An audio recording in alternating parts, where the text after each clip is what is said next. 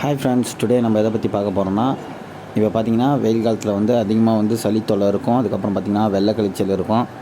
இன்றைக்கி வந்து நம்ம எதை பற்றி பார்க்க போகிறோம்னா சளி. அந்த சளியை வந்து முழுமையாக வந்து குணப்படுத்துறதுக்கு நம்ம யூஸ் பண்ணுற ஆங்கில மருத்துவம், அதாவது ஆங்கில மருந்து என்னென்னு தான் பார்க்க போகிறோம். இந்த வீடியோ பிடிச்சிருந்தால் லைக் பண்ணுங்கள், கமெண்ட் பண்ணுங்கள், மறக்காமல் நம்ம சண்டைக்கோழி 2.0 சேனலை சப்ஸ்கிரைப் பண்ணி பக்கத்தில் இருக்க பெல் பட்டனை கிளிக் பண்ணி ஆல் கொடுத்துருந்தீங்கன்னா நம்ம போகிற வீடியோ உடனுக்குடன் உங்களுக்கு நோட்டிஃபிகேஷன் வரும். அதை பார்த்து நீங்களும் பயன்பெறலாம். வாங்க வீடியோக்குள்ளே போகலாம்.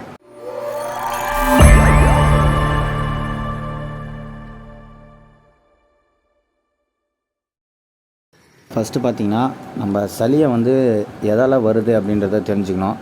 சளி எதால் வருது பார்த்திங்கன்னா நம்ம அந்த வானிலை மாற்றத்தம் அதால் தான் வருது.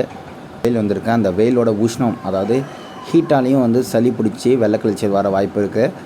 அப்போ வந்து நம்ம 2 இதாக வந்து சளியை பிடிச்சிக்கலாம். ஃபஸ்ட்டு ஸ்டேஜ் பார்த்திங்கன்னா, இப்போ நம்ம தீனி போடுறோன்னா அந்த தீனியை சாப்பிடும் போதே திடீர்னு அப்படியே தண்ணி மாரி வாயிலேருந்து ஊற்றும்.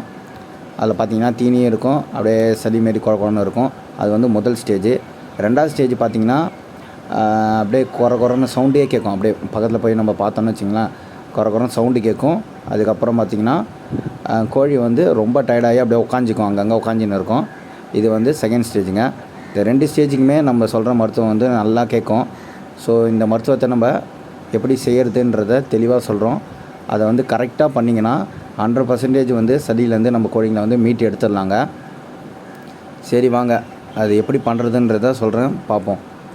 இந்த மருத்துவத்துக்கு நம்ம யூஸ் பண்ணுற மாத்திரைன்னு பார்த்திங்கன்னா அமாக்சிலின் டேப்லெட் தாங்க. இந்த அமாக்சிலின் டேப்லெட் பார்த்திங்கன்னா மெடிக்கல்லே கிடைக்கும், நார்மல் நம்ம வாங்குகிற மெடிக்கல்லே கிடைக்கும்.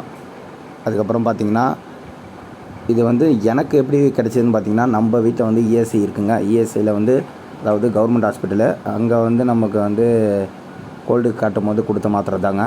நம்ம மாத்திரை எங்கே வேணால் வாங்கிக்கலாம், பட் வந்து எக்ஸ்பிரி டேட் வந்து முக்கியமாக நம்ம பார்த்தாகணும். ஏன்னா எக்ஸ்பிரி டேட்டு இதாகிடுச்சுன்னா யூஸ் பண்ணுறதே வேஸ்ட்டு.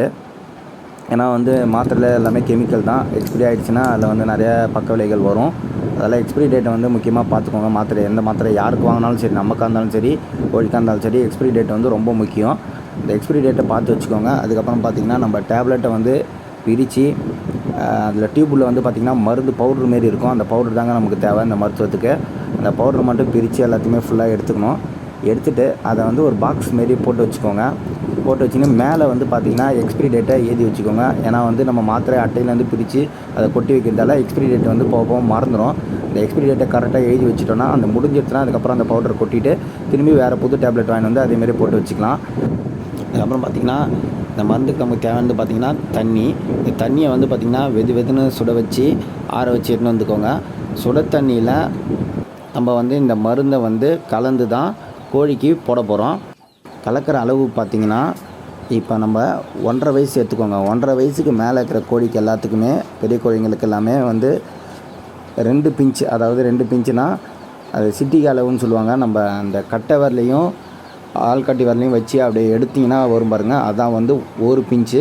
அதுமாரி 2 பிஞ்சு வந்து பெரிய கோழிங்களுக்கு எடுத்துக்கோங்க. சின்ன கோழிங்களுக்கு பார்த்திங்கன்னா 1 பிஞ்சு வந்து எடுத்துக்கோங்க.